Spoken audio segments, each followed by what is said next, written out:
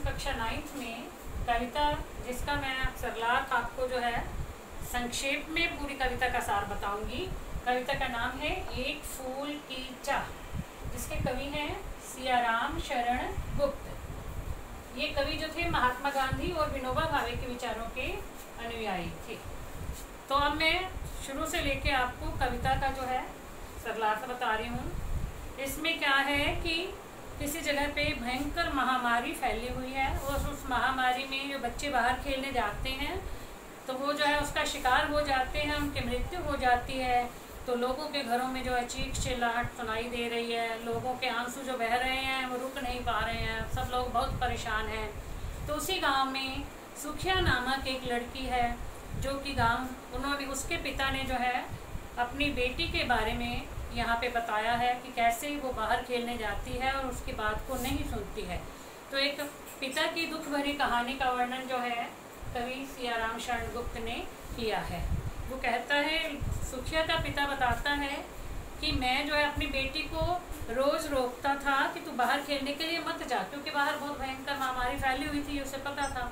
लेकिन उसकी बेटी जो है वो पल भर भी नहीं रुकती थी, घर के अंदर नहीं बैठती थी, खेलने के लिए बाहर चली जाती थी।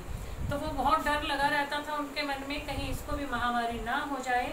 और वो जो है अंदर बैठे बैठे ऐसी मन्नतें मानते रहते थे कि इस बार जो है मेरी बेटी वापस जो है सही सलामत घर आ जाए, उसके बाद मैं उसे कभी घर से बाहर नहीं जाने दूंगा। तो ऐसा ही सिलसिला चलता रहता था। तो कुछ दिन बाद ऐसा हुआ कि वो लड़की जो थी वो घर आई तो वो जो है बुखार से तप रही थी, उसका शरीर जो है बहुत तप रहा था, जिसे देख के उसके पिता जो है बहुत घबरा गए।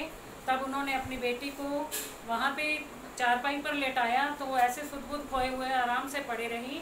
तब जो पिता थे पास बैठे बैठे ये सोच रहे थे कि एक बार ये कुछ तो बोल दे, ये बिल्कुल भी नहीं बोल रही है। पहले तो सारा दिन खेलने के लिए बाहर जाती रहती थी, अब जो है बिल्कुल हिलडुल भी नहीं रही है। तो वो जो बहुत परेशान हो गए थे। तब एक दिन उनकी बेटी ने बीमारी की अवस्था में कहा कि हे पिताजी, मुझे जो है माता के मंदिर से प्रसाद के रूप में एक फूल ला करके दे दो, क्योंकि उसके मन में ये बात आ रही थी कि यदि मुझे वो फूल मिल जाएगा तो मैं जो है बीमारी से उठ जाऊंगी, मैं ठीक हो जाऊंगी। तो जो उसके पिता ने सोचा, चलो कि मेरी बेटी ये मांग ही रही है तो मैं मंदिर में चला जाता हूँ। लेकिन उस समय अछूतों को मंदिर में प्रवेश नहीं करने दिया जाता था और सुखिया के पिता जो ये अछूत परिवार था तो इसलिए मंदिर में नहीं जा सकते थे। लेकिन फिर भी उसने क्या किया कि वो अच्छी तरह से नहा धो कर के तैयार होकर के मंदिर में चला गया। मंदिर में गया तो मंदिर में जो है भक्तगण जो थे वो बहुत अच्छे अच्छे भजन गा रहे थे, माता की भेंटें चल रही थी, चारों ओर धूप की खुशबू फैली हुई थी। तो ये देख के वो बड़े खुश हुए, अंदर गए। वहाँ उन्होंने उस भीड़ में जाकर के पुजारी को जो है प्रसाद दिया। तो पुजारी ने वापस से प्रसाद के रूप में उन्हें फूल अर्पित कर दिया। जब उनके हाथ में फूल आया तो वे बहुत खुश हो गए। उन्होंने सोचा चलो मैं अब अपनी बेटी की जो है ये इच्छा पूरी कर लूँगा। तो जैसे ही वो फूल लेकर के मंदिर से बाहर निकलने लगे तो मंदिर के पुजारियों ने और कुछ अन्य लोगों ने उसे पहचान लिया, उसे पकड़ करके लातों घूंसों से मारा और नीचे गिरा दिया। जब वो नीचे गिरा तो उसके हाथ से फूल जो है गिर गए।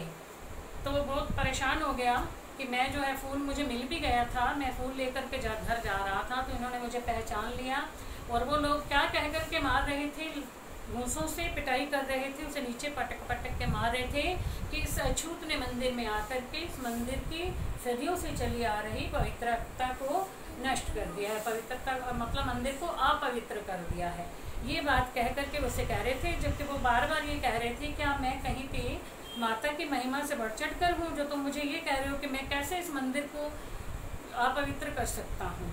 मतलब माता की महिमा जो है बहुत ज़्यादा है, तो उसके दरबार में आकर के कौन जो है ऐसा कर सकता है कि व्यक्ति के आने से जो मंदिर है वो अपवित्र हो जाएगा, उसकी पवित्रता नष्ट हो जाएगी।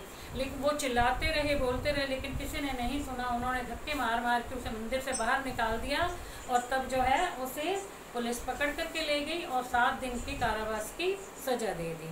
अब वो 7 दिन तक उस कारावास में पड़े रहे। पीछे से उनकी जो बेटी थी उसकी मृत्यु हो गई। उनके जो रिश्तेदार थे उन्होंने क्या किया, उसे ले जा कर के जला दिया, यानी उसका अंतिम संस्कार कर दिया। जब वो घर 7 दिन के बाद जब वो जेल से छूटे तो वो घर जाने के लिए आगे कदम बढ़ा रहे थे, लेकिन उनके कदम आगे नहीं बढ़ रहे थे, वो वापस पीछे हो रहे थे क्योंकि वो बहुत परेशान थे। जब वो घर पहुँचे तो उन्होंने देखा कि उनकी बेटी जो है उन्हें लेने के लिए बाहर नहीं आई। नहीं तो जो है बच्चे भाग करके बाहर आते हैं जब उनके पिता घर आते हैं, तो उस दिन वो घर नहीं आई थी। जब वहाँ गए तो पता चला कि उनकी बेटी जो है उसकी मृत्यु हो चुकी है और उसका अंतिम संस्कार भी कर दिया गया है। तो वो भागे भागे जो है वो शमशान भूमि की तरफ गए। वहाँ जाकर के देखा तो उन्होंने अपनी बेटी को सिर्फ एक रात की ढेरी के रूप में पाया। तब वो जो है वहाँ पर बैठ कर के बहुत रोने लगे, विलाप करने लगे और ये कहने लगे कि हाय बेटी, मैं तेरी अंतिम इच्छा भी पूरी नहीं कर सका। धन्यवाद।